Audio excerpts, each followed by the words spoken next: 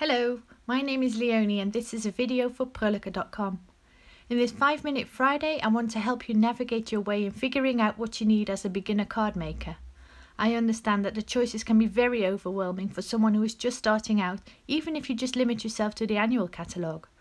I won't be making any choices about what you need today, but I will tell you about the products that have been indispensable in my experience and a few that are just really helpful additions. So let's get started. The first thing you need is a work surface. I often work on this surface, but it's definitely not something I would recommend investing in if you are someone who is just starting out. A more suitable alternative would be the Stampin' Up grid paper. The Stampin' Up grid paper has a grid pattern in centimetres on one side and a grid pattern in inches on the reverse side. The centimetre markings along the bottom go from 0 to 40 and from 0 to 25 on the left hand side. However, along the top and on the right hand side they are centering rulers, with the 0 in the centre and the numbers increasing towards the ends. This way it's easy to know where the centre point is when you are crafting. The grid itself is very useful for making sure everything is straight, and you still have lots of room on the right hand side for jotting down your notes. Another advantage is that it will not only protect your surface, but that you can also use the paper to stamp off your images or use it for a variety of techniques. Next up is the most overwhelming choice of all, the stamps. It is important to keep in mind the occasion for which you want to use the stamps. If you will be making a lot of gratitude cards, then you should choose a set with different ways to say thanks or thank you.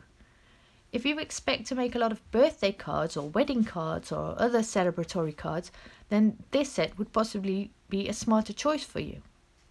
If you make a lot of cards for young children, then it could be more fun to invest in a stamp set featuring some cute animals. As you can see, choosing the right stamps with the appropriate sentiments and images is very dependent on the occasion for which you want to make the cards.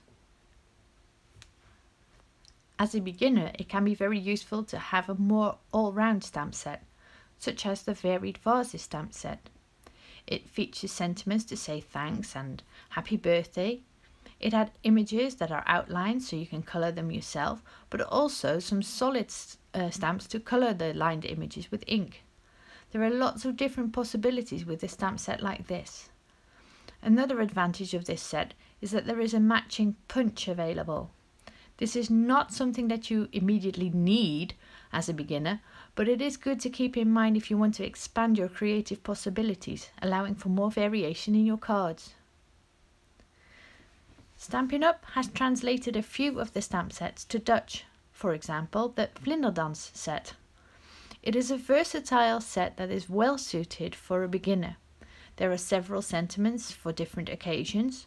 There are a variety of images that can either be coloured with the solid stamps or with a medium of your choice such as paints, markers or coloured pencils. You can just do whatever you want. And this set too has a matching punch to coordinate and supplement your stamps. The next thing you will need in order to make your cards is something to mount your stamps to, namely clear blocks. The ones I use most often are the B, C, D and H blocks. Of course it's not necessary to buy them all at once, but it is smart to attune the size of your blocks to the size of your stamps. So if you tend to use a lot of large stamps, then you shouldn't be buying a tiny block like this. Equally true is that if you do use a lot of small stamps, you shouldn't invest in a larger block like this.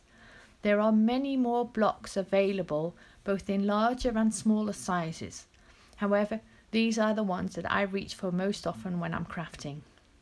I think the Stampin' Up blocks are the nicest ones I have ever used. They have this groove in the side, allowing you to have a secure grip on the block, and they won't just slip out of your fingers. They are nice and thick, which means you have less of a chance of getting your fingers onto the ink pad, and they distribute the pressure really well. So I'm very pleased and satisfied with these particular clear blocks.